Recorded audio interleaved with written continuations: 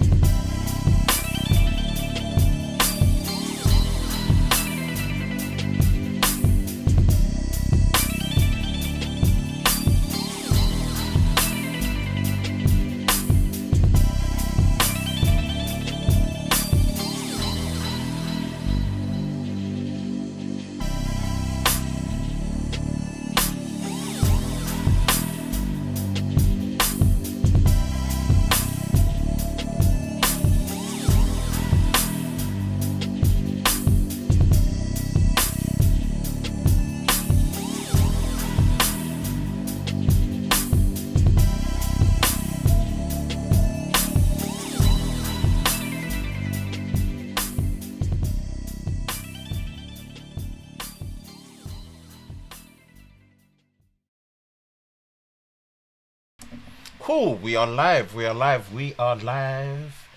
we are live with Sunday Night's Tech and Chill Show. I'm your host Ben from the Lover of Tech channel, as you know. But, for once in a while, it's not going to be a solo show. It's going to be me, accompanied by the videographer, the one and only from 9 to 5 Google, the man, the wild man himself, Mr. Damien Wild. Welcome to the show. Welcome. You got two people today. And you've got lots of topics to go through. So there's going to be 4 topics and all the ad hoc stuff that we do at the end. So, yeah, Damien, you can unmute yourself and say hi to everybody. Good evening. How you doing? You all right? Jeez, what's good, people? What's good, Dame? What's good? Yeah, good, man. Good. Been a while? Prepping for if I was going to say, it's been a while since I've been on stream. So it's kind of nice to come on and not have you just sat there in silence for a few minutes looking up all the news. Mate, just a flipping Lone Ranger. Yeah. Power Ranger. Mate. But yeah, thanks for coming on. As always, I always say it, man. The Tech and Chill platform is for all the creators that I rock with that feel like they can share a difference in opinion or agreement in opinion on all the topics that we talk about. I mean, this world of tech is weekly active by the looks of it, and lots of great topics to talk about. So we are going to be talking about, as you guys have seen in the title, finally announced, man, this is such a brave move by Microsoft, the Xbox Series X. So that's officially been announced, holiday 2020. So when we say holiday 2020, it's definitely going to be either November or December. That's when holiday season is classed as, not necessarily October per se. We've got Oppo Innovation Day or Oppo InnoDay. Great stuff from Oppo, man. They've been impressing me in terms of public innovation, So the actual depth of the notch. Oh, yes. This one I can't really wait to talk about. And 2 topics that I'm kind of very, very happy about for these companies, but also it's going to move on to a rant for me as well, which I'm going to fully express why, is the Realme now have they've announced their truly wireless earbuds finally. And on top of that, for the UK, Razer, the gaming hardware manufacturer company, now officially have a retail store in the UK.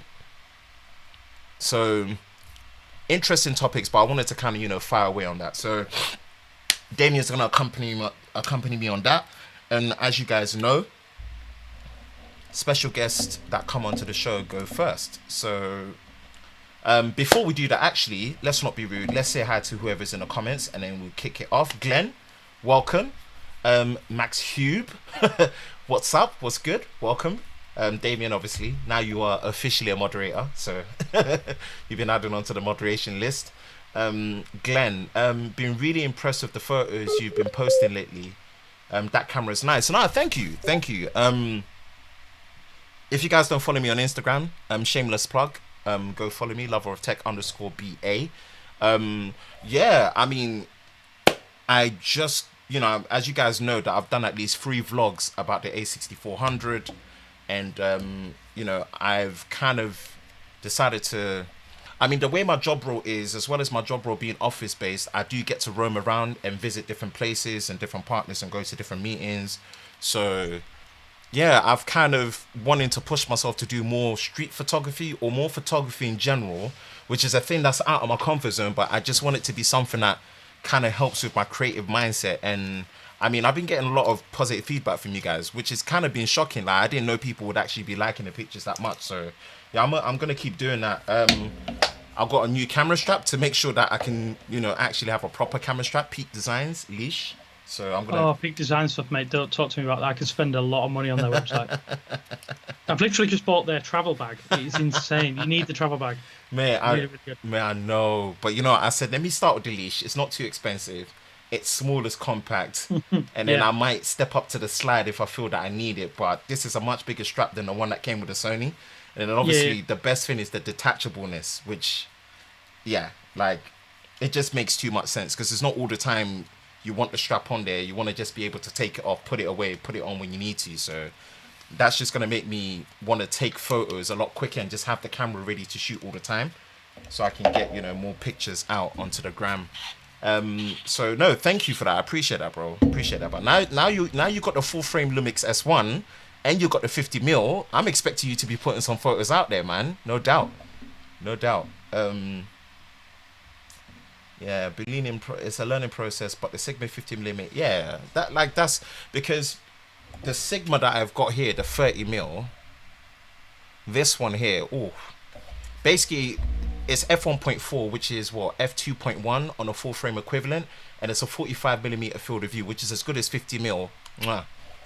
Like, wow, it's a really, really good lens. So I was gonna get the 56mm, but the 56mm compared to the 50mm Sony, the 56mm Sigma is such poor value for money. It's like £360. And yeah, obviously the f1.4 versus the f1.8 on a crop sensor makes all the difference. It really does. You know, it's not like if it was full frame, then f1.8, f1.4 on a full frame, it's a luxury. But on a crop sensor, like as much aperture that you can get in there makes all the difference. But it doesn't have any optical steady shot, which the Sony version does, and it's like £150 cheaper. So I will definitely be skipping the 56mm f1.4 Sigma for now, you know. And it's a shame because getting that 85mm portrait telephoto look is, well, mate, it's bar. I might change my mind, but just a heads up, I'm definitely picking up the A6600 because for that price, it's a flipping no-brainer not to get that camera. So,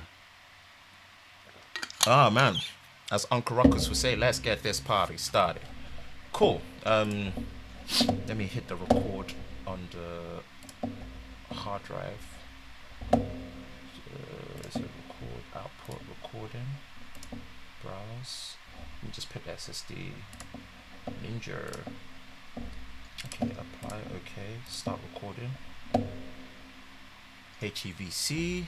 Okay, so guys in the comments, as always, let's make sure that there's no audio delays.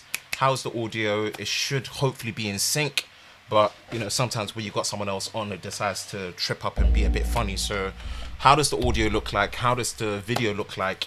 And again, as always, this stream is brought to you live in 4K UHD. So click that gear icon and select 1440p or 2160p 4K UHD.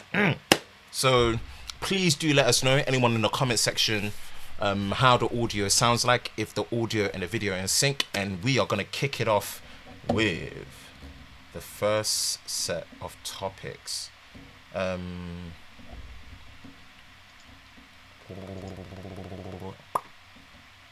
Don't get caught up.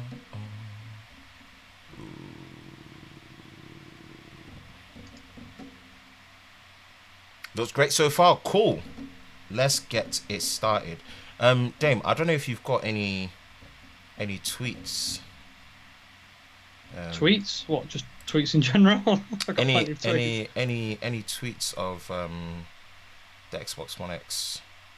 Yeah, there's a few from. I do. Let me just send it to you on Discord, just so like, because what I tend to do is like I tend to flip in bookmark these ones, innit? Yeah. Yeah, I've just got a habit of just bookmarking.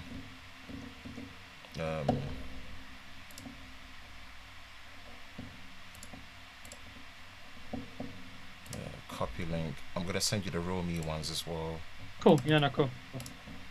I've got plenty of info open, but it's always nice to be on the same page. Then if you've got any info, then you can just ping it over as well. That could look good. 100%. Yeah, cool. Jeez. I'm looking at the pages and stuff now. Kaiser reveal in the house. What's good, Kaiser? Thanks for joining the stream as per always. Digging that.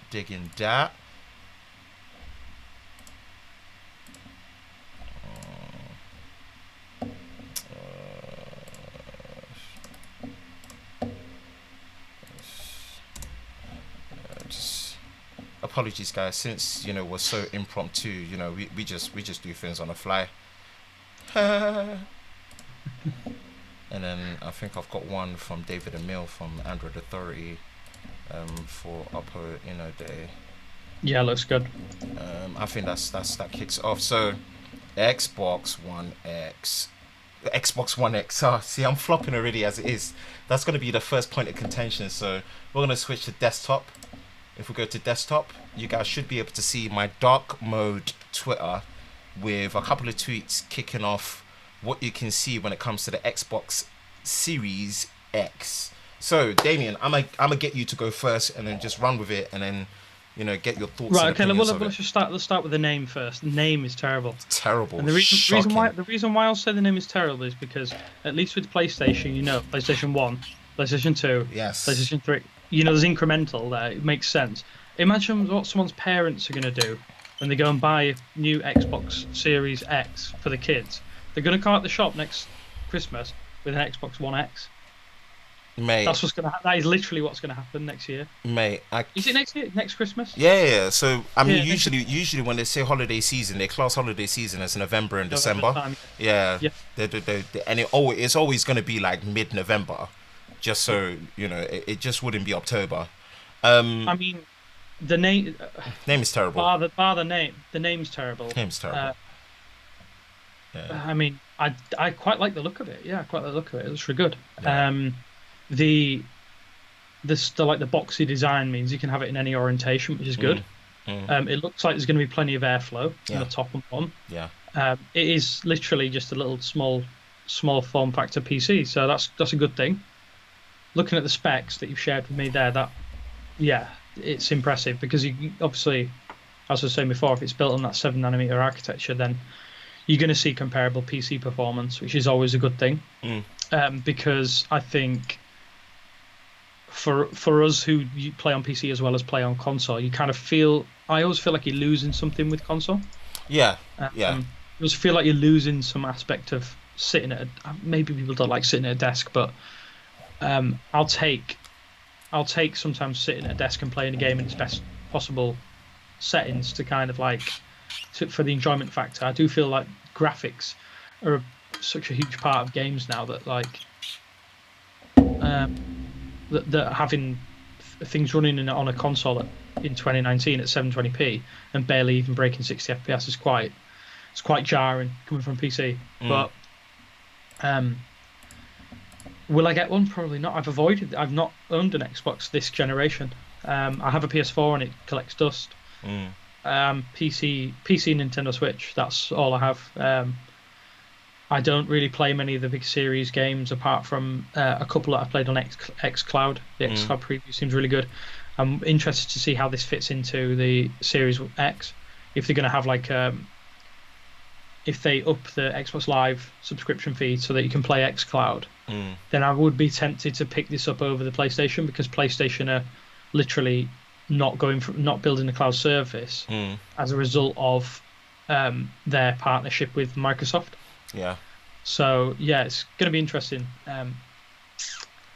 I know that you play more consoles than I do, so it'd be interesting to see what you think in terms of the game library and stuff like that. Yeah, I mean, first of all, I've got to agree with the name. Even me, I'm struggling. I keep fumbling on Xbox One X. Yeah, I keep fumbling. I know there's probably what they need to do. Remember, we've talked about this so much about you've got to communicate a product in terms of what it is and what it's called for people to understand. if you don't drive that away and you confuse people, you're climbing an unnecessary uphill battle, right? With the PlayStation 5, right? You understand it. PS5, you understand it. PS, they've done it in such a simplified way where it just makes sense, right? And I know it sounds cheesy, but I just don't understand why Microsoft never did that. Xbox 2, Xbox 3, there was nothing wrong with if they actually went via numerical, but they decided to be a bit too fancy when it got to Xbox 360, then Xbox One. You know, I just felt like it's just fumbled out of control when it comes to it. Now, I get it, maybe potentially when they say series, it probably gives an indication that there's going to be a series of these Xbox consoles in a generation, whether it's a Series S, Series C, Series whatever. I think it's meant to give an indication of maybe what maybe BMW do. Sorry, was it BMW? Yeah, BMW do when it comes to their naming series of 3 series, 1 series, 2 series, and whatever, right? So I'm willing to give them a benefit of the doubt that there's something that they're trying to build into the series family, right? Where the letter at the end as a suffix indicates where it's meant to actually sit, right? So fine, but in terms of just the naming convention, it's going to cause way too much confusion, and there's going to be a lot of mispurchases for sure. Like I can see that happening so much that this is going to be terrible for them, right? And I get why they play this card, because obviously PlayStation has been getting a lot of dev leaks, and in terms of even before the leaks, they've actually announced the name of the console that, hey, as predicted, it's the PlayStation 5, which is the 5th generation of PlayStation, which makes perfect sense, right? Away from that, I'm excited for the design. I think the design is stellar. I really, really like it. There was a funny tweet from Corsair. I don't know if I can find it. If I can, I'll show it. Let me just type it. It just made me laugh. Corsair. Yeah, I know for sure there was a funny tweet from Corsair about this. Sorry, bear with me. Let me just go to media. I'm sure they'll have it. Yeah, there it is. Oh, mate, that's so funny. There it is. So, where's it? Let me let it load. We are really excited for the new Xbox Series -- wait a second. We knew it looked familiar.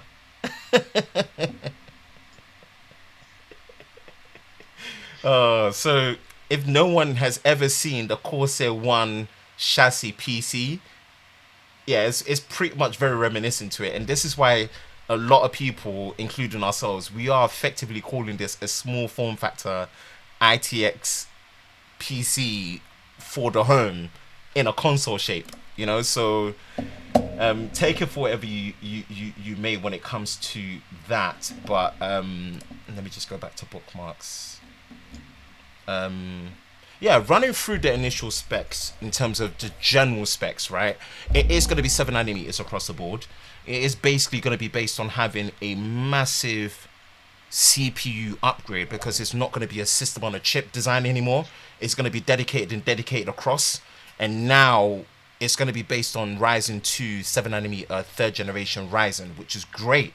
That means the CPU is really going to be able to drive any form of bottleneck out of what the GPUs were able to do, especially when it came to the midlife recycle, such as the Xbox One X as well as the PlayStation 5, which is really good, because obviously now they're aiming for 4K UHD 60 frames a second, like actual true 4K UHD 60 frames a second without any dynamic upscaling at 1440p, because what most of the Xbox One X games were actually doing is that they were running at 1440p, and then, you know, through, you know, checkerboarding or, you know, upscaling of a high quality, they were actually outputting it to the 4K UHD, but only a few games were hitting 60 frames a second, i.e.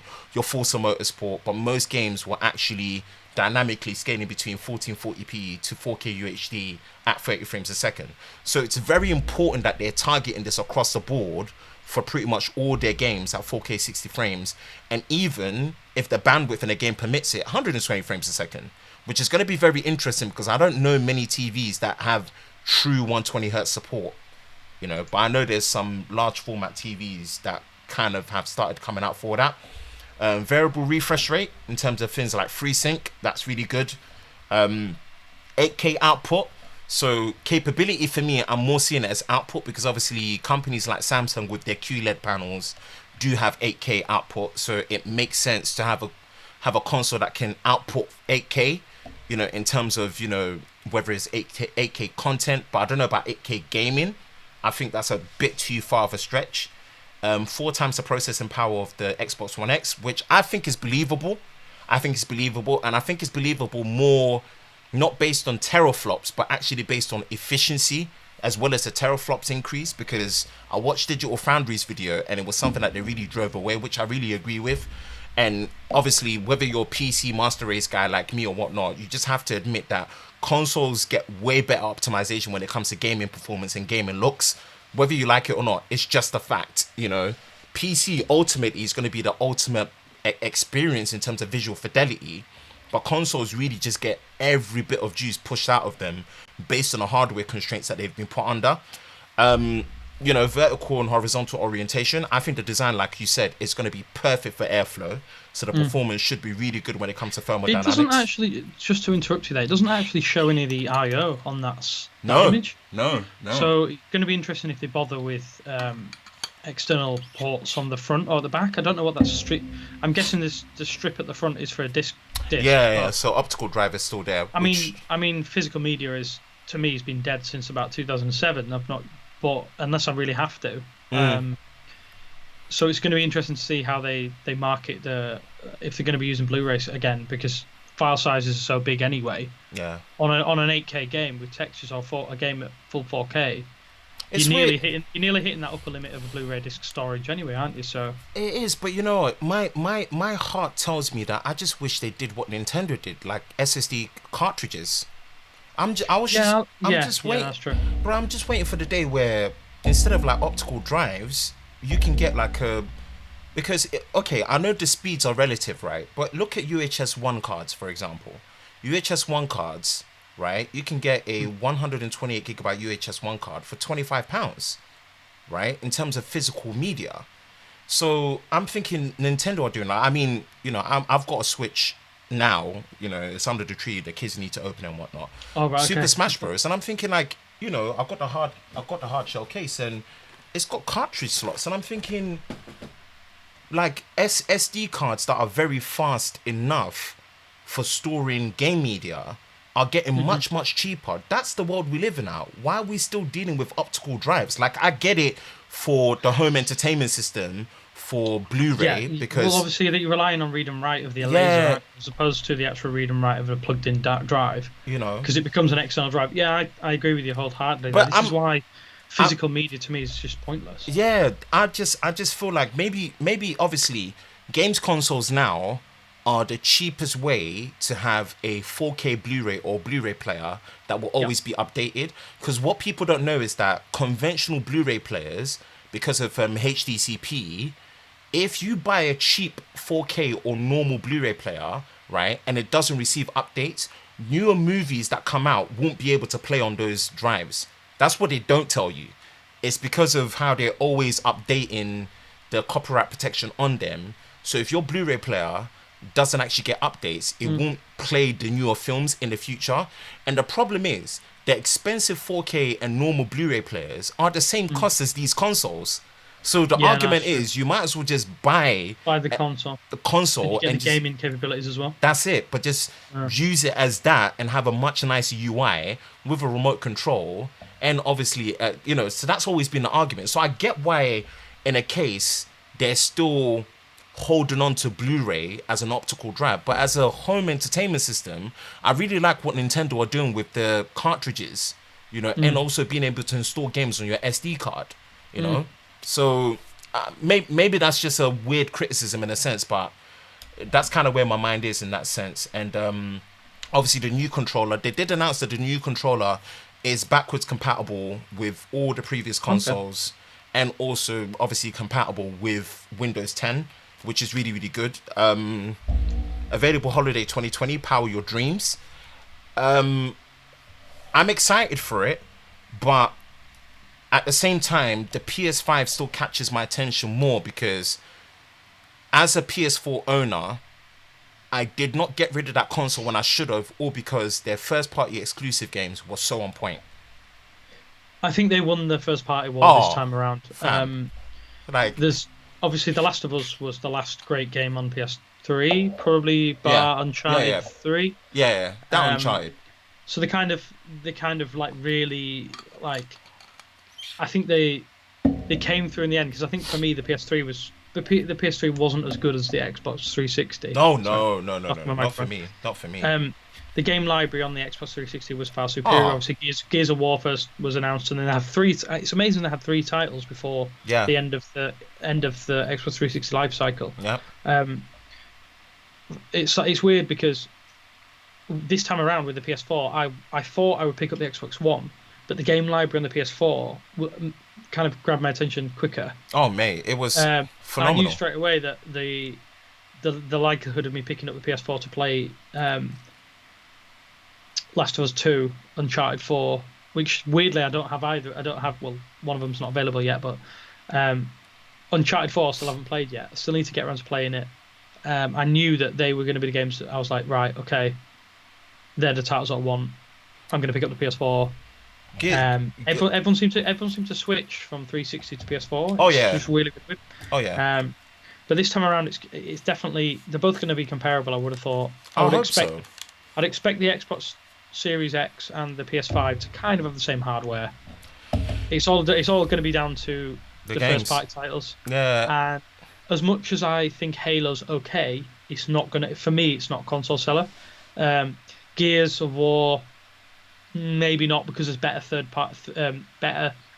person shooter games out there. Most people are playing Fortnite anyway, and battle royale games. Really, that's the vast majority of people playing online games. But yeah, according to Glenn, I've disappeared from the stream. Oh crap! Right? Sorry, that's my fault.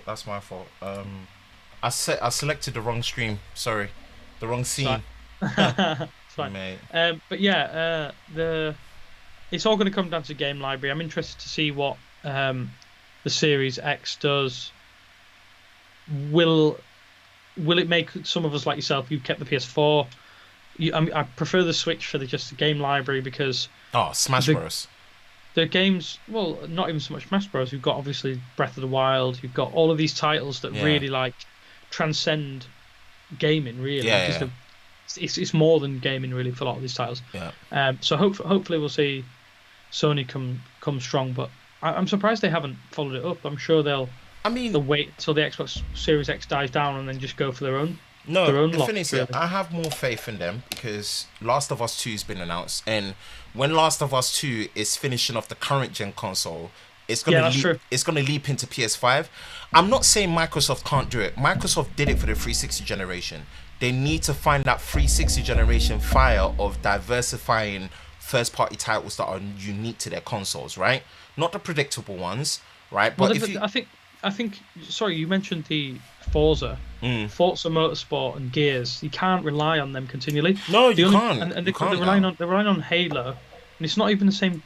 Is it even the same development studio? No. Because 343. Bungie are the guys that moved over to Destiny. Yes, Destiny, and then Destiny's awful. Yeah, Destiny's just not the game that it should have been. It looks good. It runs good on Stadia, actually. I will say that. Yeah. It'll be interesting to see how Stadia fits into all this, because I've been playing it recently. I think the concept's amazing. If you have an unlimited internet overhead, you have decent speeds, it's fantastic. It works like a dream. The loading screen's non-existent. The problem with Stadia is it's having the same thing that every brand new console has, is it's got no game library. Yeah. But the upside to that is Google can throw money at it at a rate that probably no one else Microsoft can do. Yeah, it's true. So yeah, I think really this next gen, Microsoft really has tried to position themselves as a leader. Yeah. And they're probably in a position now where they've got the name wrong. Maybe they'll fix that. I don't know, but we've seen it. It looks good. They've announced a new controller. The controller's almost perfect anyway. Yeah. I prefer the Xbox controller over the PS, even though both controllers are really 100%. Good. But I prefer the Xbox one. I always lean towards that. So on point. And it works so well with Windows. So maybe they're going to have a kind of a crossover with Windows a bit more than they have already tried to do in the last 2 or 3 years. But Yeah, excited for that. I'm excited for it, even though I probably won't buy it. But the thing Which is, is weird. the crossover windows is so good. That's what's stopping me from buying it. So I'll give you an example. I've got Xbox Game Pass, right? And the Game Pass, all the first-party library Xbox games all work on PC. And gaming laptops have gotten so good now. Like, we talked about this, bro.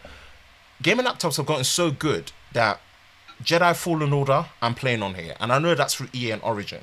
Gears, I play Gears on here, cross-platform with the guys on Xbox One X. So when we're playing Horde and Story Mode online, they're on Xbox, and you would not be able to tell the difference between me being on PC to them being on Xbox. That's how cross-platform for them are so good. So for me, having a Switch and having a Switch for Smash Bros, because that's the best fighting game ever made, right? It's the only fighting game where 8 people can be fighting each other at the same time. I don't know any fighting game that can do that. And as much as it's a fun game, the game mechanics for how you actually have to skillfully fight in Smash Bros for the Switch is unparalleled, right? Mario Kart. It's not Mario Kart and Crash Team Racing, two of the most fun party race game that you can have on a console, right? Then you've got Mario Party Deluxe, as well as you've got your fun games such as Luigi Mansion. Shout out to Luigi Mansion coming back. I cannot wait to play that.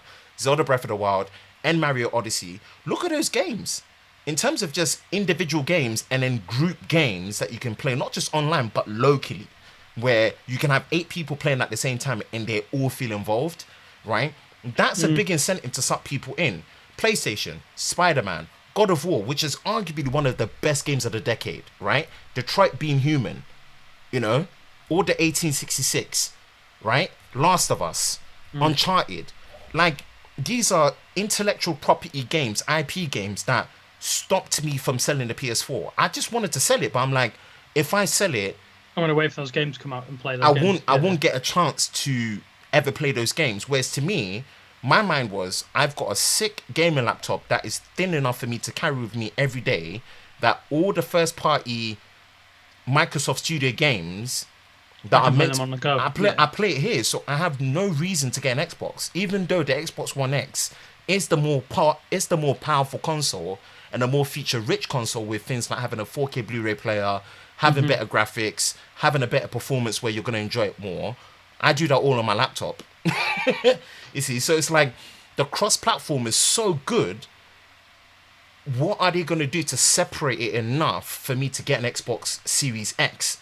Because if they don't, I might not have enough of a reason to get an Xbox One Series X, because Xbox One Series X, you see, I'm already struggling. Xbox Series X, where I'll be like, if I just upgrade my gaming laptop again, that's going to be good enough, because all those games that are on the Xbox Series X are going to be on here, so I don't have a reason to really get it. You know, whereas those games on Switch, those games on PS, I'm not getting it on here, so I need to buy that console. You see? And that's also Microsoft being too kind to their heritage of Windows and PC, that I think in a way it's hurting them to the point where now, statistically speaking, the Switch, which came out 2-3 years after the Xbox One, has outsold it. I saw that, yeah. You see, so it sounds weird. I'm excited for what it represents, right? I'm excited for what it represents in terms of physical hardware, but I know it sounds crazy, right? But Microsoft needs to separate the Xbox console enough from Windows 10, right? For it to, for someone like me or anyone to feel like, for me to enjoy these games, I have to buy an Xbox. Whereas for all this generation, I'm like, for me to enjoy these games, I don't need an Xbox, because I've got the Xbox dashboard, I've got Game Pass, all the first party games are on here, and all the cross-platform games were already on PC anyway, whether it's The Witcher 3, Call of Duty, Jedi Fallen Order, all these games, they're cross-platform, and I can play it on my laptop, on the go, or there, plugged in. You know, me and my son, we play Volta, FIFA 20 on the laptop. He's got his PlayStation controller he prefers. I prefer Xbox. And it's like, that's probably the best experience you're going to get, because if you've got friends and family that always make the excuse of, oh, I only play on PlayStation, I only play on Xbox. Because you use a controller, yeah, pick your pad and let's just hash it out on FIFA now. Yeah. So that's overall waiting for obviously the full specifications to come out in terms of, you know, the memory clock, the memory type. you know, how much VRAM is in there, the clock speed, all of that. This is a good look, but I really, really hope Microsoft nail the first party games away. And as well as nailing it away, I really, really hope they separate it enough away from Windows 10 for a lot of people to feel like, for you to enjoy these games, you have to get an Xbox Series X. You know, so I don't know what your thoughts are on that. No, I agree with you in the fact that Microsoft feel like they're undercutting themselves a little bit with Oh, they are. the Game Pass and things like that. It'd be interesting to see just what the core specifications are going to be, like you say, because I mean, it's interesting to us, but is it interesting to the person who's going to be going out and buying it? Because most console owners do not care about the specifications, really. No, they don't. So yeah, no, I'm kind of in two minds, because I care, you care, but the people, the 50 million people or the 10 million people who go out and buy the console, maybe only half a million or a million people are going to care about the specifications enough to pick it up. No, the specs it's the game library, bro. It's But even then, we know what like anyone who knows about games now, the Xbox is mature enough that we know what games are going to come out. You know that you're going to be that's like. the problem, though. Don't you think that's the problem? Because Yeah. I for me, with PlayStation for this generation, there were a lot of games that came out that caught me off. Do you know what I'm saying? In a good way, where like, what the hell is this? God of War. God of War was a big one. Yeah. God of War previous to that was like an arcadey game. Yeah, and mate, it's like games like Order 1866, Detroit Being Human caught me off. I'm like, where did this come from? Like, I didn't, you know. And it's like exclusive to PlayStation. Like, whoa, what game?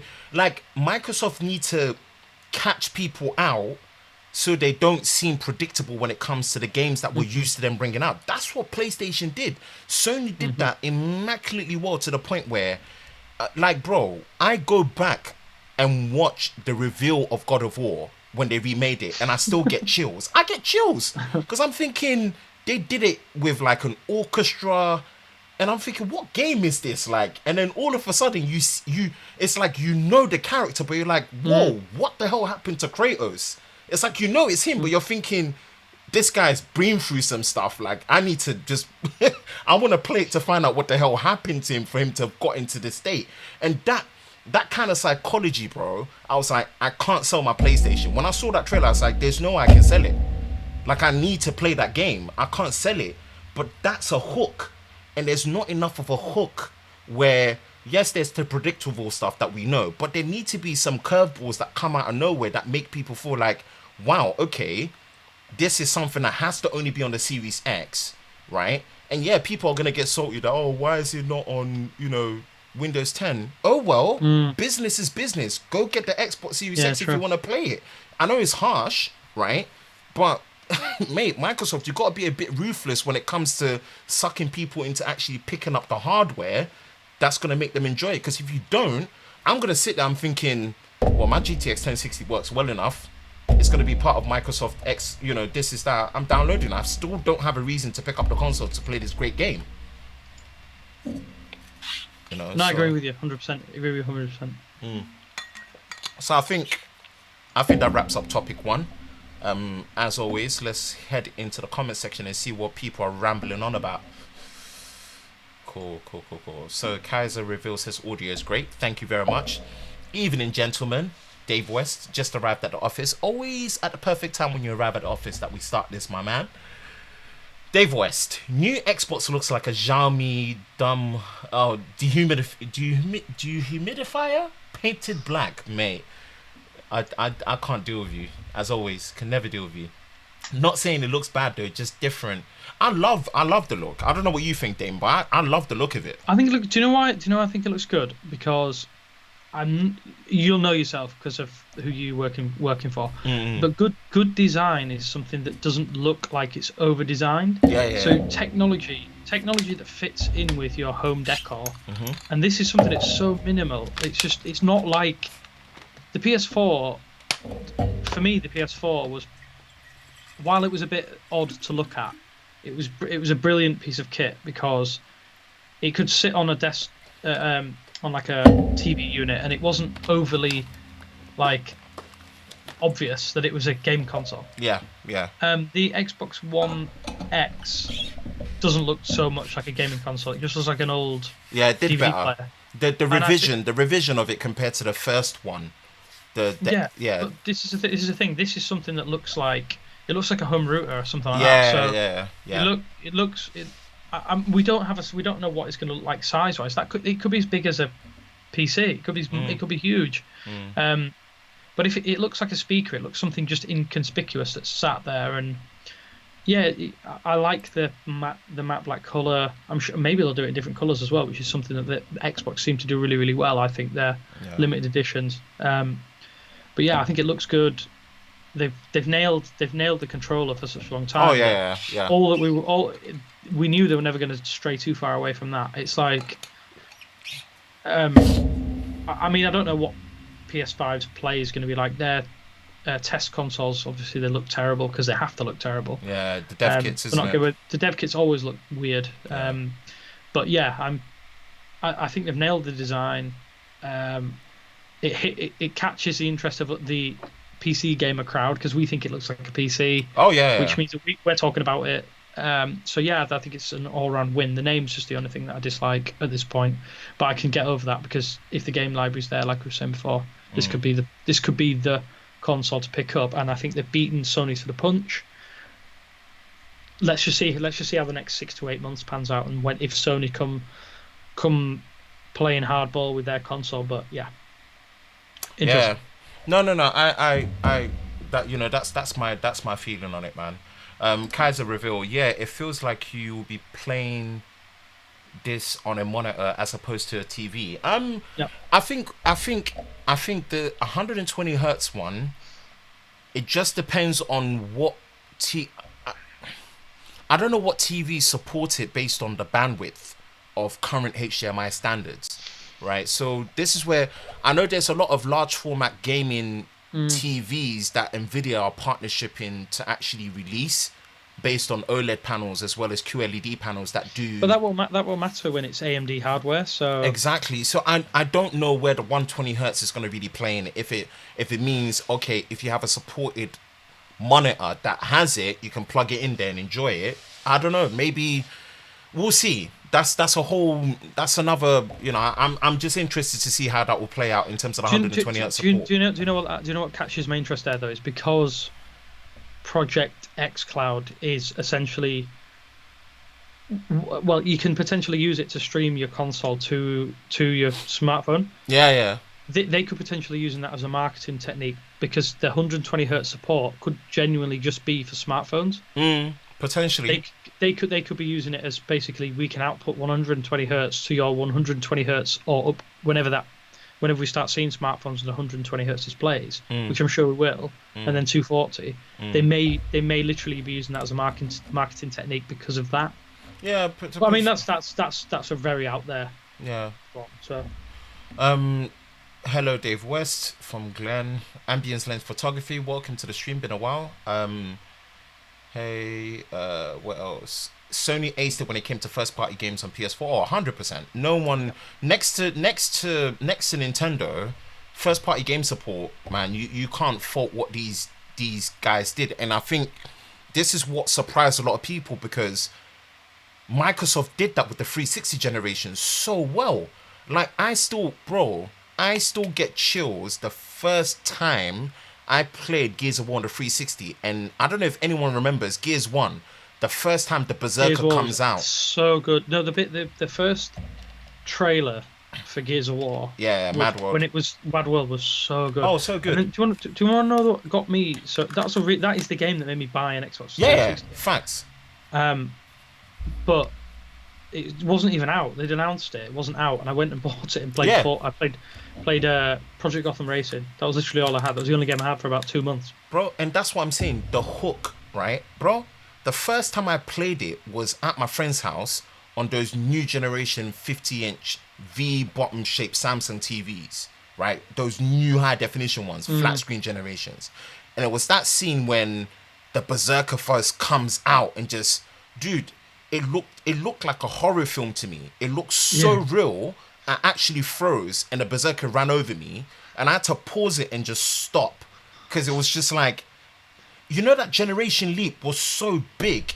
Yeah, and it was massive. I was like, I've never. I still get goosebumps because that's like a gaming memory. You know when you have gaming memories, that was a gaming memory. Where it's like, I've never felt like that playing a game before. I need to buy this. Like I want, like I don't know where I can experience this. You know, and on the as good as the PC was then, the texture jump on the 360 was so big because that was actually the first device to have unified shader architecture, because back then PC had discrete pixel and vertex shading pipelines. They weren't unified, right? It was actually the 360 that did unified architecture with AMD first. So what these guys were doing in terms of graphic fidelity was different, right? So that's what shocked a lot of people, that where is the Xbox where for the 360 generation we just didn't know what kind of first party IPs we were gonna get, where they were so good. It's like, you're not going to experience this anywhere else. You have to have a 360 to play these type of games that they're bringing out. You know, so if they can find a bit of that magic back in the Series X generation, right, that's what's going to make it so much better. When I say so much better, we're talking about game developers, price, bundles. Things are just going to be better for all of us. You know, and especially in terms of financially, this is going to be way better for Microsoft themselves, because they need to sell the hardware. Like I know in terms of obviously syncing the whole DirectX family together, from xCloud to DirectX in a box, which is obviously the original derivative Xbox, and Windows 10 DirectX, syncing that unified family is where they really want to be making their money. I get that. But you're putting a lot of R&D into these lovely pieces of home console hardware. Don't you want to sell them? You want to sell them, you know? So get back into making people get hooked onto having to buy it and having to own it, where even when they want to sell it, it's like, if I sell it, I'm shooting myself in the foot, probably experiencing one of the best games to ever be made on this console, you know? So that's kind of my take on it in that sense. So yeah, man, Sony did definitely ace it. Uncharted 4 is one of the best games to ever be made. It's not as good as Last of Us, but beautifully made. Yeah, 100%. Not Naughty Dog and Sony Santa Monica as in-house studios under Sony. Mate, even when they announced Last of Us 2 is delayed, I'm like, delay it. I don't care. Like, you guys delaying the game is music to my soul. It's a good thing. Yeah, it's a good thing. Yeah. Only a few companies where it's like delayed, I'm like, oh, thank God. That means they're not rushing it. They're not rushing it. It's like they're striving for extra perfection. And I can't complain. That's not something I'm going to complain. And that kind of confidence that you can have on a console platform, in a studio, in a company, is unreal. It's unreal, you know? And that's unfortunately what creates a bit of fanboyism. But at the end of the day, if it works, it works. You know, it does work. So, yeah, man, that's the first topic out the window. It was a big one, I wanted, so yeah. Yeah, man. So, yeah. Quick little interlude. Again, as always, the Tech and Chill Show live stream every Sunday, ideally from 8 p.m. GMT time.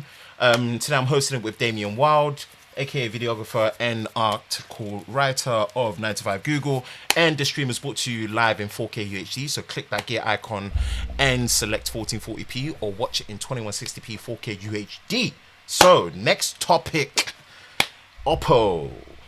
So Oppo in Shenzhen, China, were actually hosting their Oppo Innovation, or InnoDay, and the big one, the actual death of the ugly notch. Oh yes. I'm gonna switch to desktop, and these are some of the tweets that I've actually bookmarked. And this one is from David Emil. He's one of the guys in America with Android Authority, and it says, "And here is the Oppo under display camera. It's very well hidden. You can only see it in specific angles with a glare. Wow. I know they teased this before, but like, Oppo have got big cojones to get people to actually use it, make videos about it, get hands-on to really see it work. That takes, to me, this level of public innovation, right? It's not only ballsy, but it needs to be commended. So I mean, I'll pass it over to you, Damon. Just like, you share your thoughts, and then I'll pass it back, and we'll just run with it. Yeah, when they showcased it earlier this year, and it looked like when they showcased the tech. This is the thing that I really like about Oppo. Oppo were not afraid to make something. Yes. And then, if it works, it works. Yeah.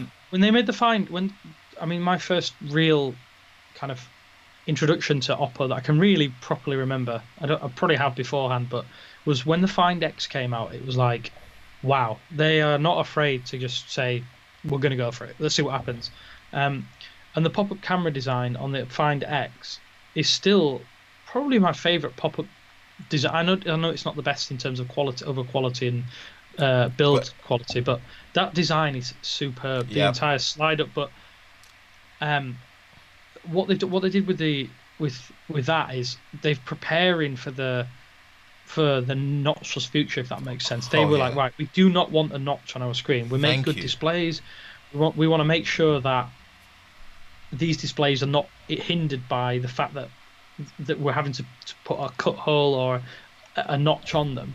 And I think that they've pushed it more so than Samsung in the past 3 years, because Samsung were willing to compromise. Samsung were like, okay, we're not going to put a notch on it. They made a big deal of it with the Note 9, and then all of a sudden, Infinity O display comes out. Don't get me wrong, this still the best looking displays overall, probably. They didn't go down the high refresh rate. Why is that? You make a lot of these high refresh rate displays for companies. Why are you not putting them in your flagship phones?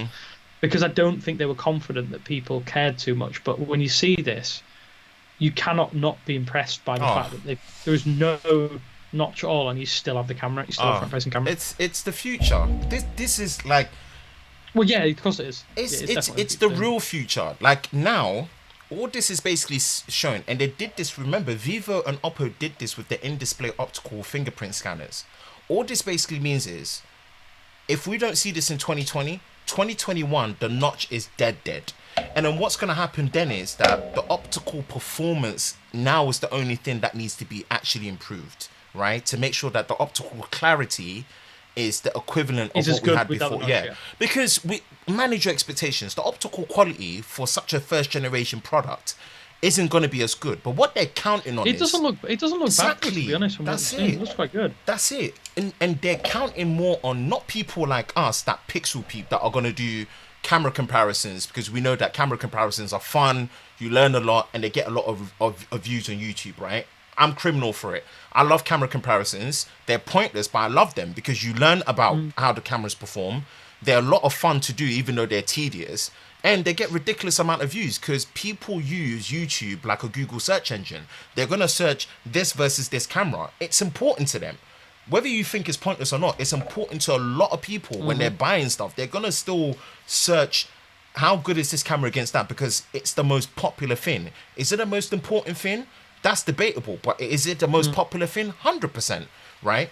But what they're counting on is the normal Joe blogs, right, isn't really going to notice a difference enough to be like, oh, wow, this camera is nowhere near as good as when it didn't have an under-display camera, you know? So this is not just ballsy innovation in terms of publicly, but I literally rate what they've done. I rate what they've done so much. Like, this is such a good look. And I'm now more happy that, please, 2021, I don't mind if it doesn't come out next year. If it does, ratings, right? That's even more like, you know, that's showing off. That's like a different level of flex, right? I'll give them full credit. But all that basically means is by 2021, the notch is 100% dead. And it's dead to the point where if you're a company that isn't jumping on this type of bandwagon straight away, you're a problem. Look outdated. You're basically you're clowning. You know, you're clowning. Like, you're just doing it for the sake of just being a headache in my eyes, you know, because you can't then make the excuse of, oh, the technology is not there. The tech is there, and it's there, it's working well. Why are you not doing it? You're just being stubborn for the sake of being stubborn, and that's not going to help any form of company that does that to be given any form of credit. Like, there won't be any excuse. And it may sound like a petty critique, but actually, it's gonna be more of a reason of then why are you charging so much for your product? Yeah. That's If gonna you're be not the willing question. to innovate in that area, yeah. Why are you then The charging screen, so much? whether people realise or not, the screen is still one of the most important Yep. important aspects of your phone. I think it'll probably be screen, camera, battery. Yep, 100%. I mean, depends on what your order is. It's all personal preference, but But if you're not all those three are the core. Those three are the core. 100%. I mean, I think I'm disappointed that I didn't get an invite from Oppo to go out there. Actually, to be fair, Yeah, a little actually, bit you know what? annoyed. A little bit annoyed. That's a good shout. A little bit annoyed Because but you went for Huawei's developer conference, isn't it? I did. Yeah, I did go to Huawei's developer conference, but I think that this is the final frontier of Yep. what we would consider the bezel-less tech, isn't it? Yep. So I'm sure it works by turning off all of the individual pixels around the camera. I don't know exactly how it works, but Yep. I imagine that it's something to do with that. And then what it'll do then is just there's no illumination to stop the camera from working. Yep. Yep. But we're going to reach a point now where this beforehand it was how you implemented the notch. Mhm. This next wave of smartphones is going to be how do you differentiate your display. Yeah. So what this will probably do is this will push us into a refresh rate war, Mhm. or we might get some weird form factors where how a foldable is going to use this tech. So Thank you. it's going to be really, really interesting because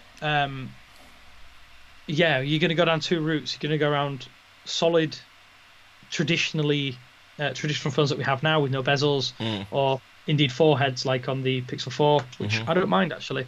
I prefer this implementation to a notch. So Same. this speaks to me so much because you're not forced to have something glaring at you all the time that you might not never use. I barely take selfies. Yeah. And the problem is that for most of us who aren't asked about selfies, you have to look at that notch all the time, and you could be like, well, it inhibits the display. And what I thought OnePlus did really, really well with the pop-up, and obviously that's taking Oppo's innovation and then putting it on their own devices, is that most people don't care. Enthusiasts do not care about the selfie camera really that much. This is one of those things. This is one of those things, and I know don't know if you're the same, Ben, because I know you do like a selfie. Sorry, that's my dog barking. No, that's cool. This is just the final frontier. This is awesome. This is something that I'm hoping at MWC I'll get to see a bit closer. And yeah, I'm all for it. Let's hope to see more phones in the next 24 months. Whether you like a good selfie or not, I'm all for this. Like I'm all for the justification of why these phones are getting so expensive. You know what I'm saying? There has to be a justification now. Oppo now, what Oppo are doing that I'm really liking is they're closing that final frontier and they're bringing it very much closer than expected. Whether it's through battery charging tech, in terms of having 30, 40, even 50 watt wireless charging, to having charging through the cable so fast where once it gets to under half an hour, you can't make the conversation about removable batteries anymore. Like they're getting it to that point where even Vivo showcased 120 watts where 4,000 milliamps effectively charges in 15 minutes. You can't then have that conversation about removable batteries anymore because it's gone. And then the last stage of battery would be graphene. It's either going to be graphene or hydrogen. Like once it gets there, this form factor that we know before folding screen form factor comes in with things like the Fold, the Mate X, and the Motorola Razr, right? That form factor that we know is a final of a smartphone that we're used to now, that started from the iPhone, it's done. It's reached peaks. Yeah, that's it. Peak, yeah. That is it. You know, so then we have to now start embracing generation 3, generation 4, and generation 5 of these folding screen display phones, of whether you're looking at the Razer design one where it's vertical infold, or tablet design wise where it's vertical outfold or infold based on Mate X or Galaxy Fold. So that it's like, okay, for now this generation, these are the 3 types of folding screen phones. Which one are you? I know for me, I'm Razer. That kind of Razer design is what I like. It's not because I don't see the functionality of a tablet one. I think it's great. It's just not my preference. I just like the idea of having a normal phone that I'm used to becoming smaller and more portable. That's me. Yeah. That's just a personal preference. You know, whereas a lot of people, it's like, I like the extra functionality of having a normal size phone that I'm used to becoming something bigger, more productive. That's the beauty of it. Which one are you? You know, if you're outfold, that means I like that productivity, but I want it to look the absolute best, which the outfold ones like the Mate X look the absolute best, you know? So having used the Fold and the Mate X, I think I talked about this on a previous stream. Yeah, you did. Actually. The Mate X is the more usable form factor. Because you're not giving up functionality by closing it. Yeah. But then, but obviously this going back to the point of the under-display cameras, that we might see this implemented in more things. So you may see this finally implemented in laptop screens. Yeah. The crossover is going to be there because obviously we're now getting more bezel-less laptop displays, and you could, if you put a notch on a laptop display, it would just be, it wouldn't fly, would it? It wouldn't be allowed. Nah. So I think maybe we might have that in a laptop. I know there's going to be privacy concerns there because it's harder to cover, but if you can get a completely bezel-less laptop display, completely edge to edge, there's connotations there that you don't get now, where your form factor can be shrunk down massively because you don't need as much bezel. So you're literally getting the same level of productivity in your laptop. Yep. And you still have the webcam capabilities, and you just have, I think that's interesting. Like I said, when we went to the Samsung Unpacked event earlier this year, and we were talking about the foldable display. Much like the foldable display isn't just about smartphones. This is more than just smartphones. Under display camera means that there's so much more there's more use cases now potentially. And if Oppo are leading the way with this, then you know for a fact that all the other companies are looking and trying to do the same thing. But they've proven that we've done it now. Yeah, we've done it. Play catch up now. That's the thing. This is a bandwagon they need to jump on. Because my argument is, come 2021 and 2022, if you're not doing this and you're in the premium sector, what are you actually doing? Like, why? Like, it's one of those. It's such a no-brainer that if your high-end phones are not doing this, then you're literally just stitching people up and you're charging more for the sake of, and you're just being lazy. I know that seems a bit extreme to say that, but that's my thought on it. So all the accolades goes to Oppo for not just being first, but being first and doing it well out of the gate, because that's a very hard thing to do. It does look very. You can't really. I mean, when you put the camera app in full screen, I think you can see the kind of the mesh of the display. Yeah. Obviously, it'll be a thinner, won't it? A thin cell. Yeah. But from what the image shared by David, who has been out there, luckily for him, you can't notice it's there. With the wallpaper, you're not going to notice that. And I think that is absolutely awesome. Honestly, you can't. And even with Isa Rodriguez, she was showing it. Look, I've put it up on the screen now. It looks insane. Yeah, put it on screen. It looks amazing. It's for this being a first generation where you have to force it for you to be able to see it. You have to force it at weird angles and offsets for you to see it. Bro, I wouldn't even be able to notice that. And even if I did, it's nowhere near as intrusive as a notch. Even if it's a water drop, teardrop notch or dewdrop notch, it's nowhere near as intrusive. That's going to be much, much more cohesive, and that's going to be a much better viewing experience. You see, coupled with high resolution, coupled with high refresh, coupled with the fact that it's working on OLED, and coupled with the fact that OLED screens have now been able to get great color accuracy with a wider color space, right? And high refresh rate as well, and high brightness. Bro, anyone that's coming with this whole smartphones are dead and smartphones are boring, please wake up. I don't see anything into the next decade that shouldn't excite you about what's happening with smartphones in terms of what we have now as the smartphones that we know to really peak to their final frontier, to then tip over into the next generation. The next at least 5 to 7 years of smartphones, there's no way you can't be excited for. I'm sorry, that's me personally.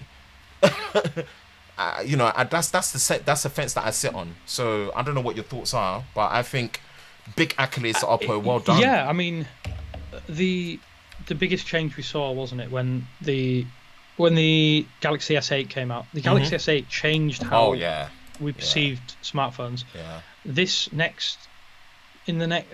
problem is that they reached a point where the limits were placed on it by the camera. Now there's no limits placed on it by the camera. Potentially, if Oppo outsourced the tech,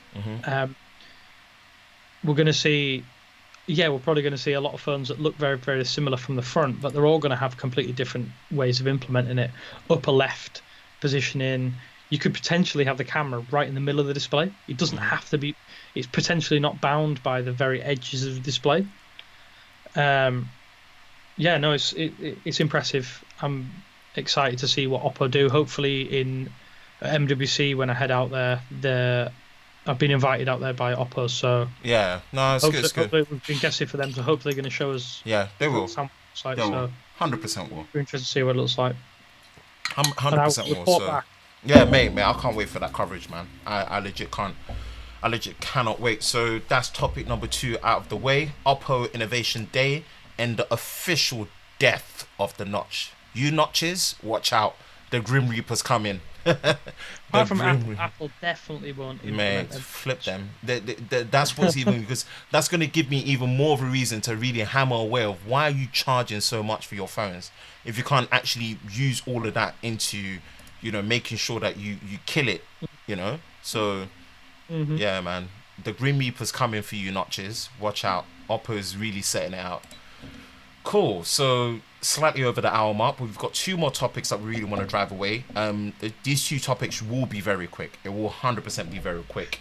First one I want to knock is Realme. So I want to knock Realme, and I'll switch to the Twitter desktop as well. And this is the CEO of Realme, and he hashtag Realme Buds Air. Not sure about the name, but I think maybe for copyright reasons or conflict reasons, they couldn't name it Realme AirBuds. So I'm just putting out there that's potentially why they reversed it. Comes with 17 hours of music playback. Watch it live 12:30 p.m. 17th of December, which is in the next 2 days. Hashtag truly wireless, real seamless. So this is what Apple should have done. Apple, why don't you just give us black AirPods? Now Realme have gone and done it. Like, I kept saying this, like the original AirPods came out September 2016. They waited 3 years to bring a Pro model, and then two and a half years to do a refresh cycle to still not give us black options. And now Realme have gone and done it. That's my take on it. Like, next, obviously, what Huawei have done with the FreeBuds Air, the FreeBuds Free, sorry. Like, having a black option, it's just common sense, black and white common sense. That's like the typical colorways to go through. So I just don't get why Apple haven't even done that. So I don't think there's much information around the buds, but I think there's different colors that it does come in. Let me the yellow ones look really, really nice. Let me click the hashtag and see if it shows any more tweets around it. Oh yeah. Oh yeah.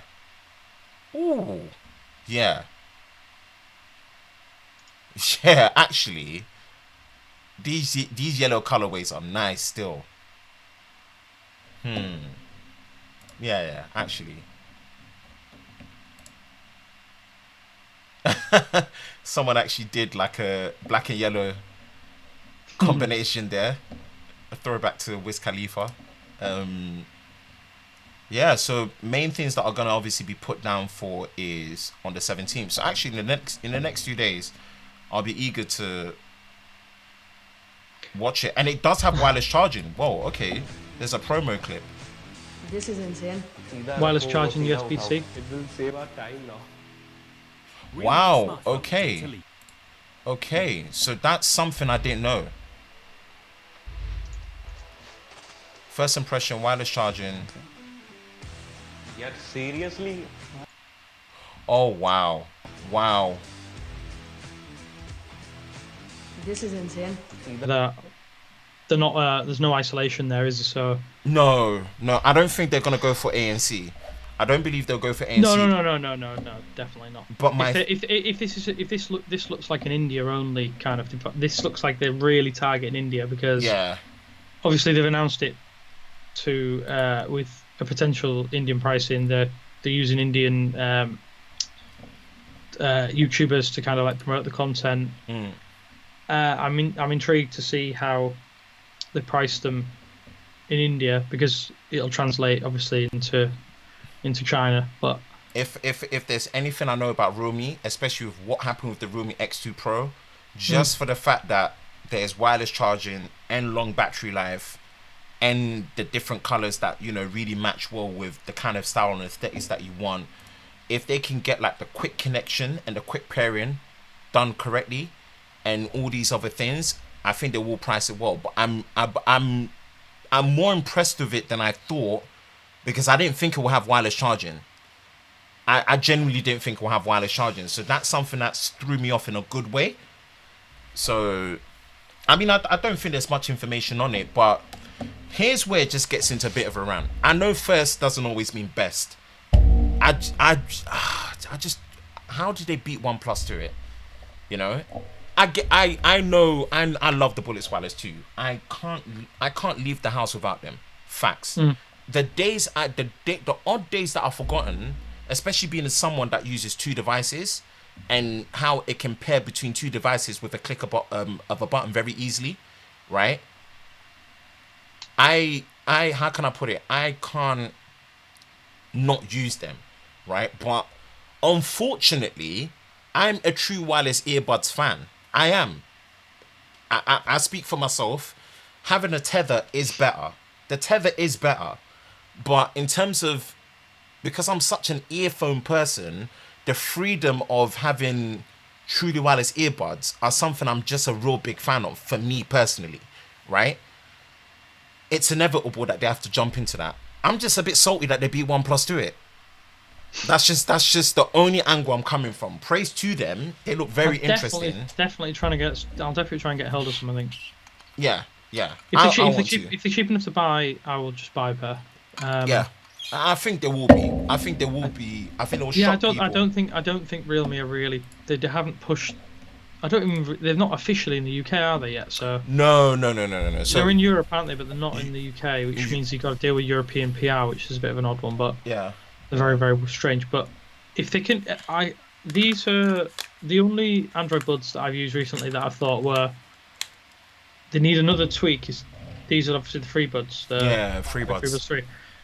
They're solid. They're not. They're like a 6 out of 10. And that's a good 6 out of 10, by the way. If they match up with the free buds but come in at £50 less, then the Realme Buds Air are going to be the headphones to pick up for definite. But do I prefer the sound on the Bullets Wireless? Yeah, the Bullets Wireless are some of the best sounding earbuds that I've used. The Bullets Wireless is life, honestly. Do you know, I use it as, not even for noise cancellation, the amount of times I'm on trains on the underground, even if I'm not listening to something, the isolation it gives alone, it makes, like, maybe I'm just getting too old, but without them, I struggle on the train. My ears suffer. Like, my ears genuinely suffer. Like, even if I'm not listening to anything, which obviously Spotify Premium, YouTube Premium, I'm always listening to something. But there's times where I just have it in there just to really just calm that noise down, because it's, so sound quality wise. And again, that's the benefit of having a tether. The tether enables, better sound drivers. The batteries are, it's the tether is the more practical and the more rightful way to actually use earphones, 100%. But the popularity, and this is where sometimes popularity can just take over practicality, right? The popularity of the truly wireless earbuds market, it's inevitable that once you're in that kind of realm of wireless, you have to jump into that as well. You've got to. You've got to.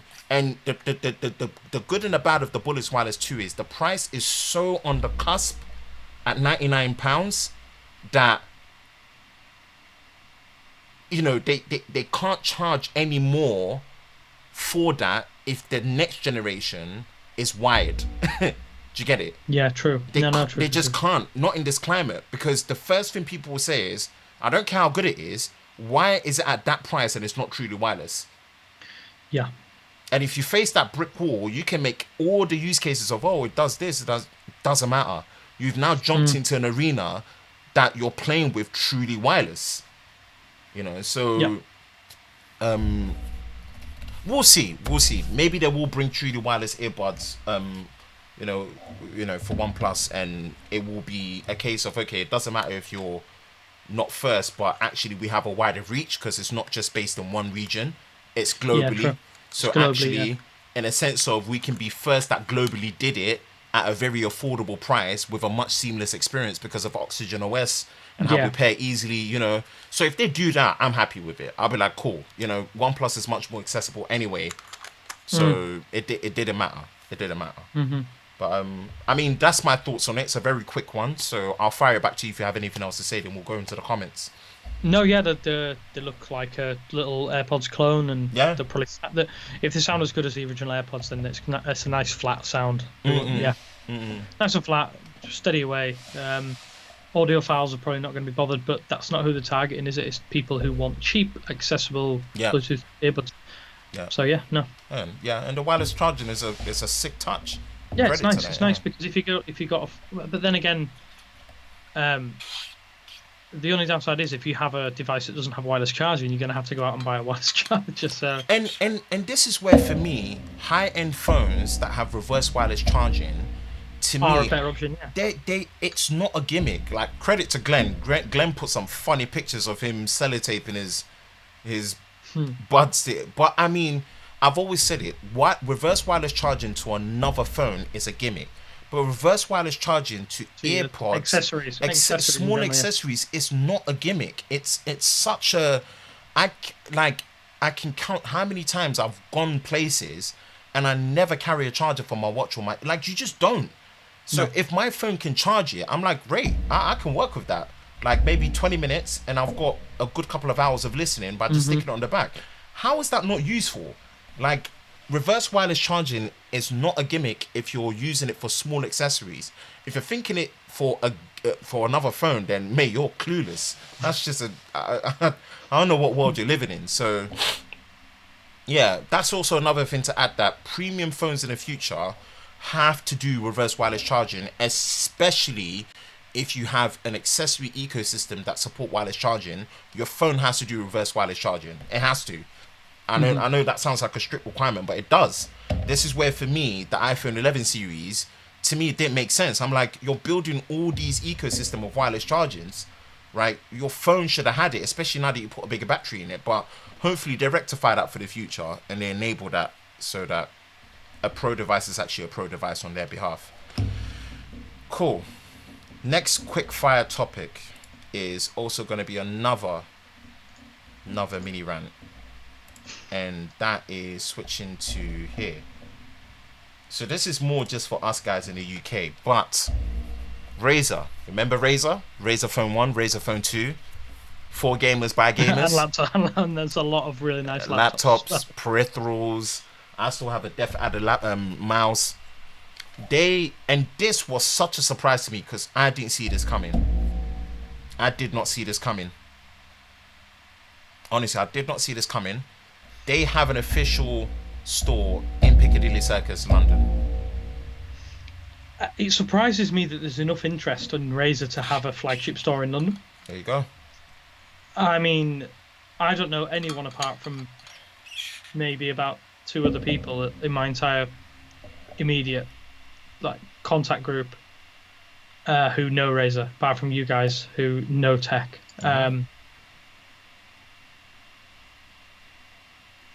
I'm concerned, to be honest. I can't see it staying open indefinitely, to be honest. But you see, but the thing is, sometimes it's not about that, bro. It's about its presence. Yeah. Its presence. Razer have created this image that they make the MacBook versions of laptops for Windows, right? So if people can buy into that and they can have a retail presence and a retail support, right?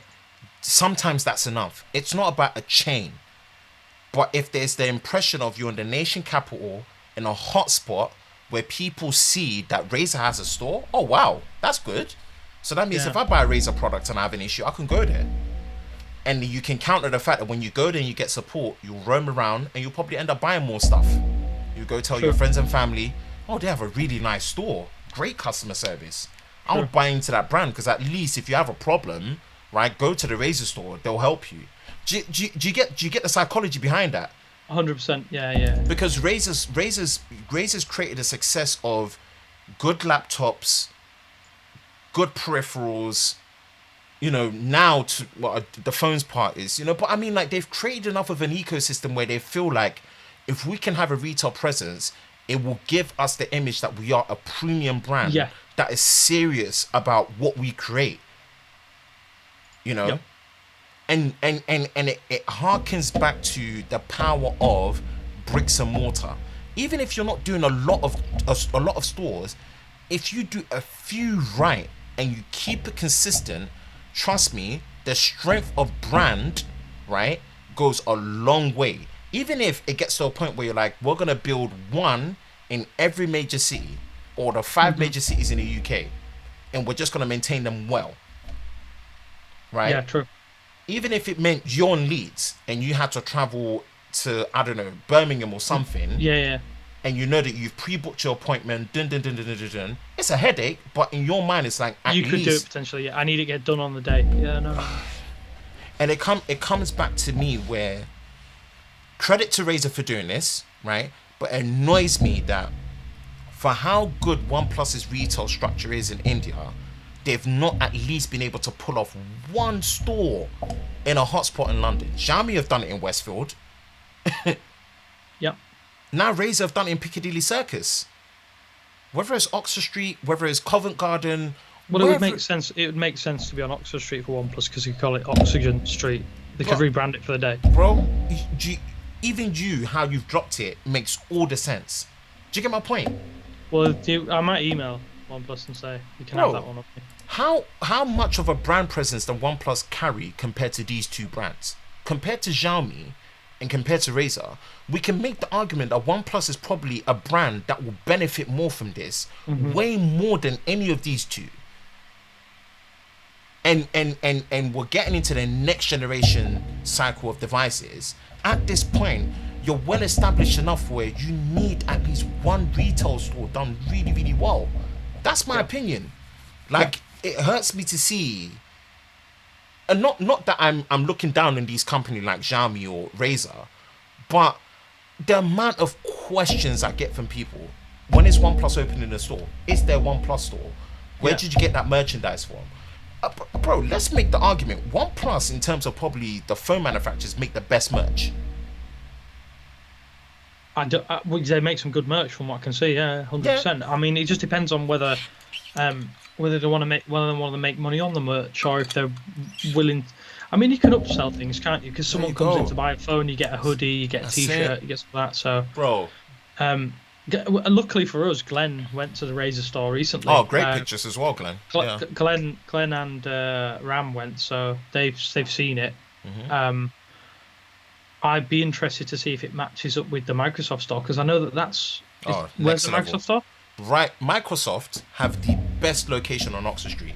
Literally. Is that the one in Nighttown? Yep. Right. It's adjacent to. It's adjacent to. So they've got like perfect. Yeah. Oh, bro. That Microsoft store is the best out of all of them. Period. Because it's even around the corner from the flagship Apple store, isn't it? There you go. Literally right at the tip of Regent Street, Oxford Street. When I say Microsoft have the prime position, they own the street in terms of the tech store, and in terms of even the store experience, it's so on point, on point.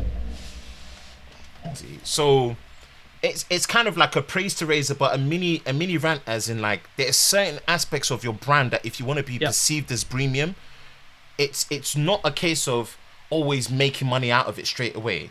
It's about your brand image, your brand perception, and the brand presence that carries of, we have a retail store, come in for a one-on-one session, come in for this, come in for that, come in for that, come in for the Oxygen experience. where it's as easy as breathing, or so I don't know. You can coin bare cheesy stuff to make it. You know, Apple do it. You get sucked, like you go into Regent Street Apple. It's like a flipping fortress of solitude. There's plants and rainforests in there. Bro, it messes with people's mind. I go in there and I get sucked in. And I'm like, I should... Don't care about Apple. Yeah. Bro, I don't care. It's like, I should know better. How am I getting sucked into wanting to stay in the store and use their products and potentially sit down and have a class session? You know, and I'm thinking, that's me. So how much more normal people that are very emotionally driven and things like that draw them into brand loyalty? You know? So it will be interesting to see, because I imagine that they can. The thing about Razer is they sponsor a lot of high profile gamers. So they could potentially be using it as with esports being they've backed esports, haven't they? OnePlus have backed esports. They could use this as an esports venue, and it's in a prominent place in London, easy to get to for most people who really know where they're going. Yeah, I think it could be a win-win, but my only concern is that is it just going to be people who go in and buy, look at the laptops and think, wow, that's expensive, I can buy a MacBook for this. I don't know. Be interesting to see how it pans out, but get people that are well trained, that are confident to talk about the brand, and trust me, you can switch anyone to convince them why they need to buy a Razer laptop. No, it's true, dude. Like I've seen iPhone customers when I'm helping sales teams that think iPhones are it, and all of a sudden they're walking out with OnePluses. Yeah. People buy from people. If you can get good people in there that live and breathe the Razer brand, right, that are confident and know how to talk about it, not just in a nerdy way, but they can take all of that and pitch it in a very consumer-friendly way to someone, and then you can make them confidently experience it in that environment where it's almost like they're experiencing how their own laptop will feel, their own phone will feel. Trust me, that emotional decision making to buy will happen way more. Yeah. You see, so I'm like, bro, that the difference a proper in-store experience makes to someone buying something there and then, and then them perceiving the brand as a serious brand, is massive. It's massive. That's one thing that the late Steve Jobs, when everyone was laughing at him, how much effort he was putting into retail at that time, right? He proved people wrong that, oh crap, we were all wondering, why the hell is this guy building all these fancies? Like, what's the point? This is dumb. It's a waste of money. All of that, in the end, is what keeps people coming back buying Apple Care. It's what keeps people coming back buying Macs, because they know that I don't have a Dell store. I can't go to a Dell store. Yeah, true. I know that I can just go to an Apple store. And bro, my wife's old 13-inch MacBook that lasted a good 5 years, thanks to Apple Care, man, it saved me a lot of headache. And I'm a tech head. I was like, babe, I'll just take it to the Apple store. Patent, done. Order the parts, fixed. And I'm like, how do I even hate on this kind of convenience? I could criticize Apple all I like. How do I hate on this kind of convenience? I can't. It'd be interesting to see how, if Razer can live up to that, though. If they're going to live up to that hype, or is it just going to be a straight up experience center for all the products that they maybe... Normally, to be fair, to buy Razer products, you'd have to buy from them direct, or you buy... They're not that easy to get hold of, so maybe this is the start of a Razer like kind of revolution to kind of like get into more retail stores beyond just themselves. They could go down the route of like John Lewis have a lot of in-store experience centers. So there we go. The biggest one I can think of is, it's going to sound weird, Simba mattresses. So I've got a Simba mattress, and I knew that they were good, but when we were coming to buy one, I knew that if I wanted to test it, I could go into John Lewis and test it. There you I go. knew that I could buy online and it's cheaper, but John Lewis gives you the opportunity to test them in store, and you can buy them at the same price and get John Lewis's kind of. They've got a really good aftercare, haven't they? So game, set, and match. If John Lewis get on board and say, okay, we're going to have a Razer Experience Zone, or they have for instance, OnePlus Experience Zone off the back of a flagship store, then you could see the general buying public, because there's a perceived quality of going to John. You go into John Lewis, and the experience in every section is good. I like going in to just wander around. I'm not even the kind of person who buys stuff from there, but There you go. you go in, you have a wander around, you see all the cool stuff. You have someone who's knowledgeable who works on only that section. Yeah. They've got probably some of the best retail space in most shopping centres and in retail in general. Yeah, maybe I've changed my mind at the start. Maybe Rays have started something now Bro, that can carry on rolling on. What you just said about the John Lewis is look at you and the psychology of how you went from, I know I can buy it online and cheaper, but that's the human draw. Human beings don't think logically. We think more emotionally than we give ourselves credit for, right? Yeah. And if you can play on that defeats any logical thing that you could ever make in terms of the decision making. And that's the power of it, right? That's the difference maker of that kind of experience that you can give to someone that can turn their mind on thinking, I thought this way was the best way, but now I've experienced this. Oh, I'm either going to buy it now or I need to reevaluate. Yeah. And that reevaluation enough, it's like, okay, this is a curveball. I've been left with an impression here. I need to go back. And if you can give someone that platform to do that, that is the difference. That is the difference. So, credit to Razer, man.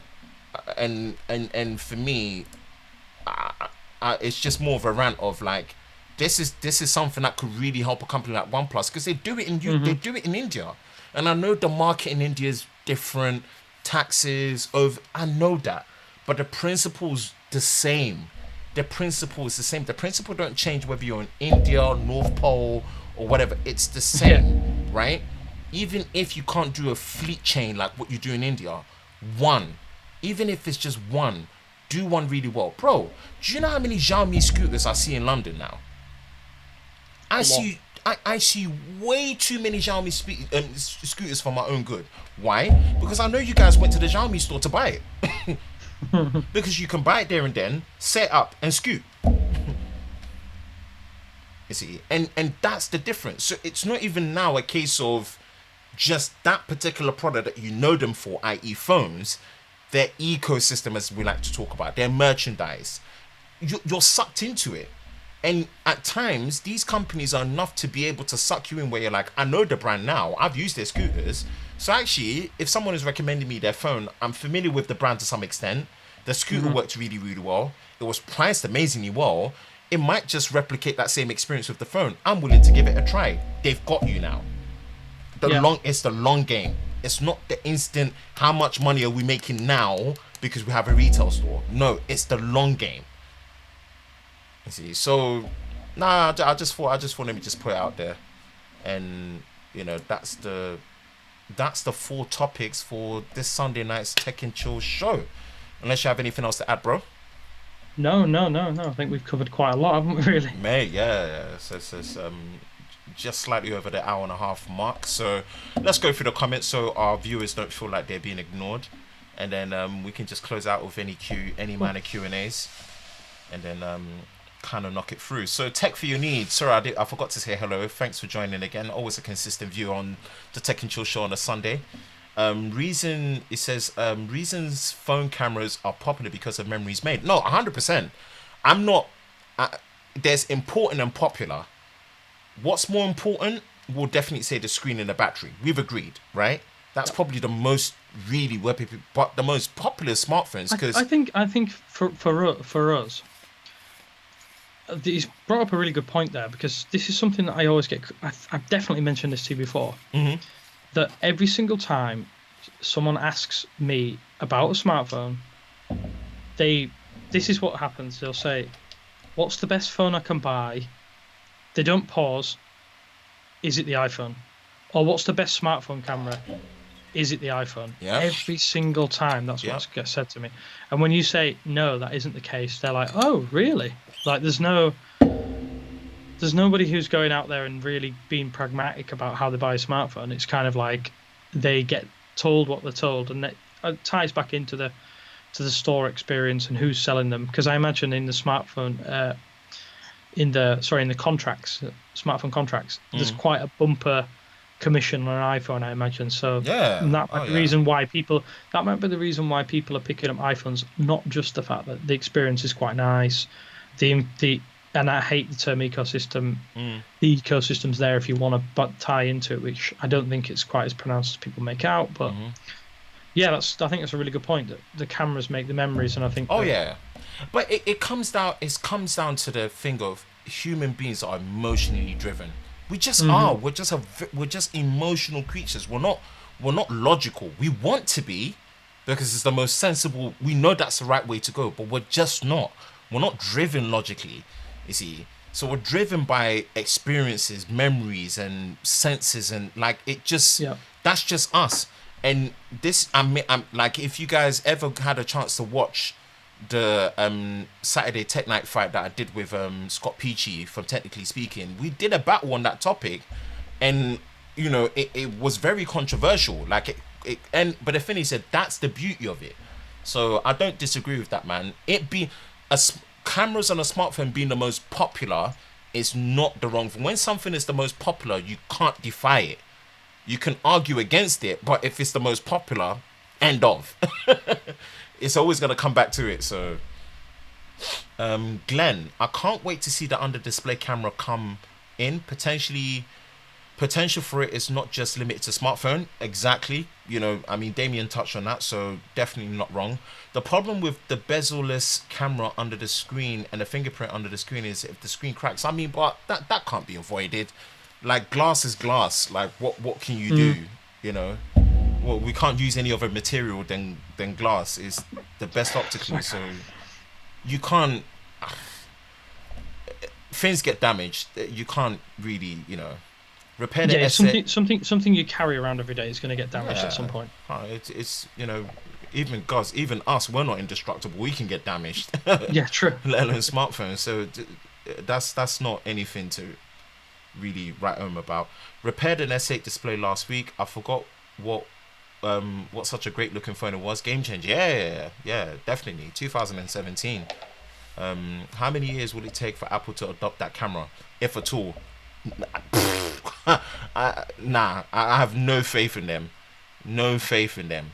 They this year's Apple is a much more listening Apple, but they still miss a lot of things where I'm like, come on, guys, I know you listen more. Like, I give you credit for that, but it's like you're still not really listening. Like, are you actually listening? I know you're listening, but it's almost like a shrug off kind of listen, not a true listen, you know? Yeah. Phil Schiller walks on stage. We've invented a whole new style of camera. It's the best camera ever. It's incredible, etc. Yeah, they're always still the limelight because Apple do the best keynote presentations. The gap is getting smaller in terms of the audio quality between wired versus truly wireless, though. I'm more inclined to use truly wireless earbuds now than my wired earphones. Yeah, I'm a fan of truly wireless earbuds. I just really am.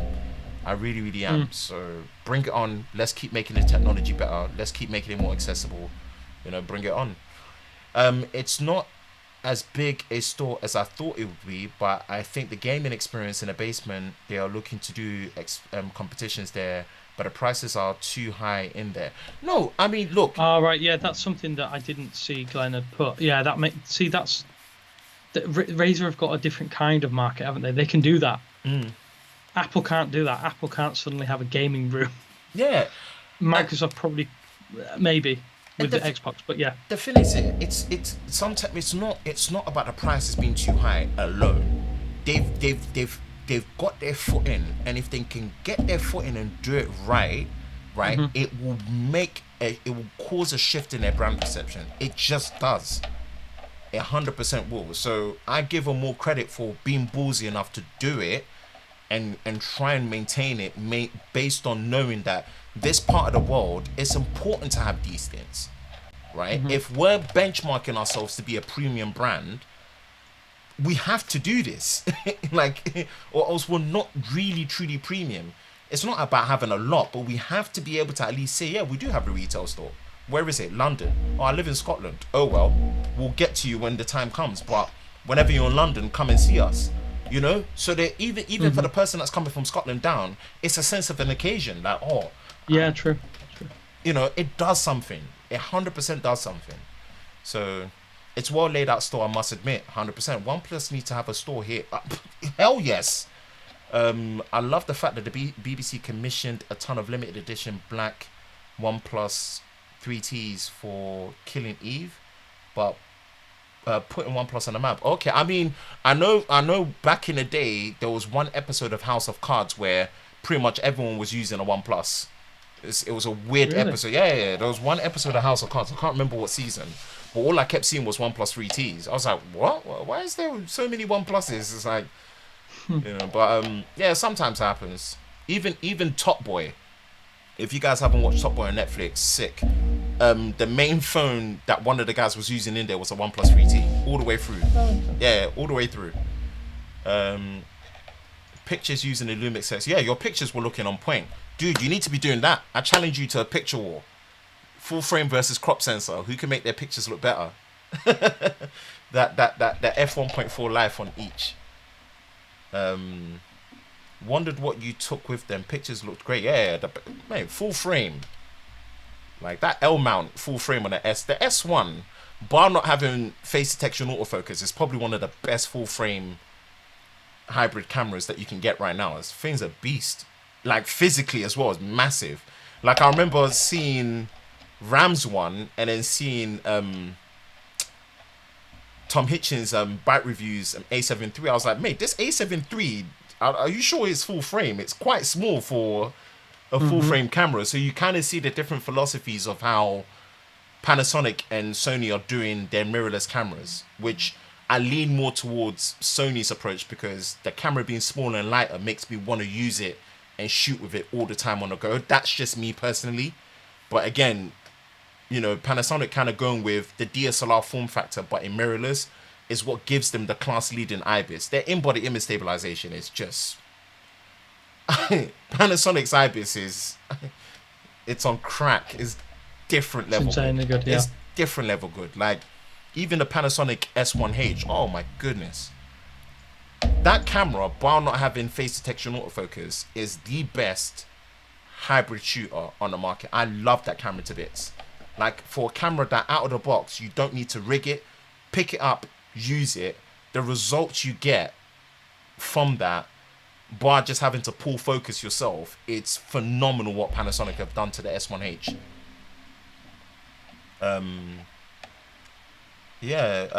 They were okay, but need more. Mate, those pictures were excellent. But that wraps it up. Okay, 2 minutes Q&A.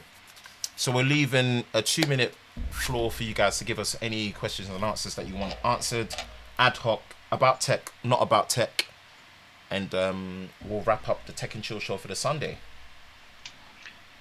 I want to ask a question as well, see what people say. Ask away, bro. I'm kind of undecided to whether to get the Sony, what are the ANC headphones called? The over-ears? Oh, WH-1000. WX-1000 X3 or H. The names are terrible. Why don't they just call them like ANC1 or something simple? Thank Sony you. WH-1000X M2. I'm contemplating picking some up, but I'm unsure that I would use it. Do you think they're worth it? I mean, it depends. Like I said, I would pick them up because I'm more of an earphones person. Like we had this discussion before that with the AirPods Pro stream that me and you, Ryan, did this. Form factor matters based on who you are as a type of person. I'm more earphones. I only ever wear headphones when I'm editing video because I need to isolate the sound. But in more cases, I will wear earphones because I'm just more of an earphones person. But I don't like the feeling of headphones on my head. You know, it's like I feel like in the end someone's clamping on my head. I just don't like the feeling, right? If you're not a headphone person, don't buy it. Like, just know who you are. If you're an earphones person, buy it because they're the best with ANC on the market, period. But if you're not an earphones person, you just won't use those or the Bose QC35s, but they seem really overpriced for the...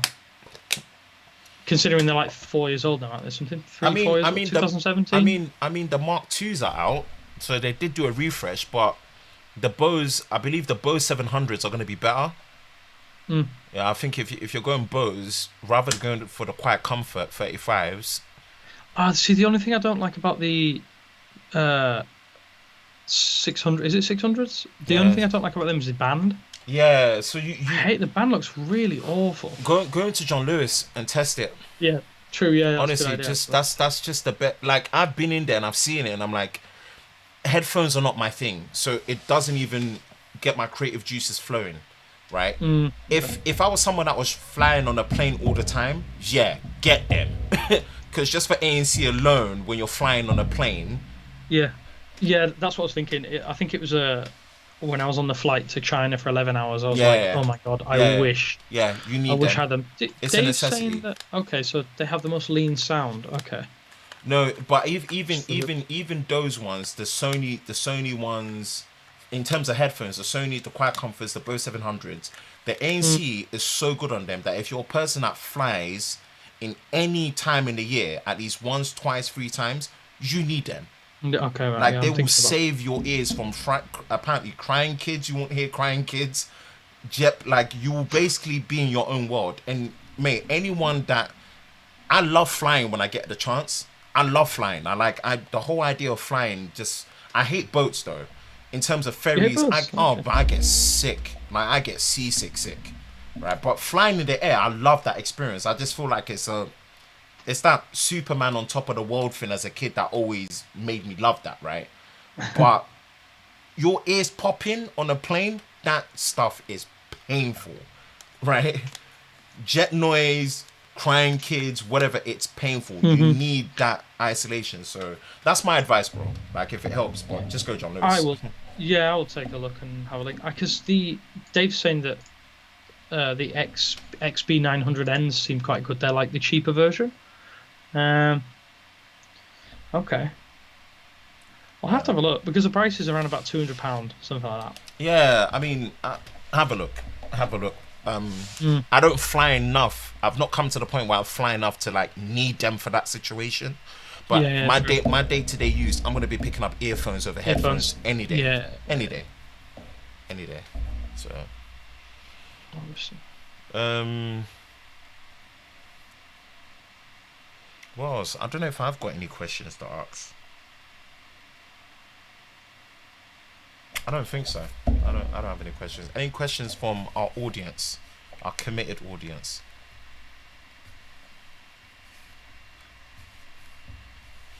All right, that is it. Bang. That's the show for the sun back. Listening to us whining and all of that jazz and stuff. You know, praising companies, critiquing companies, making fun out of companies, all of that. This is where you get it, man. The platform to tech and chill and talk all things tech. Again, your host Ben, with Damien Wild today. Thank you very much. We'll catch up next week. Watch out for future uploads and also the Tech and Chill show every Sunday. We will catch you next time. Peace.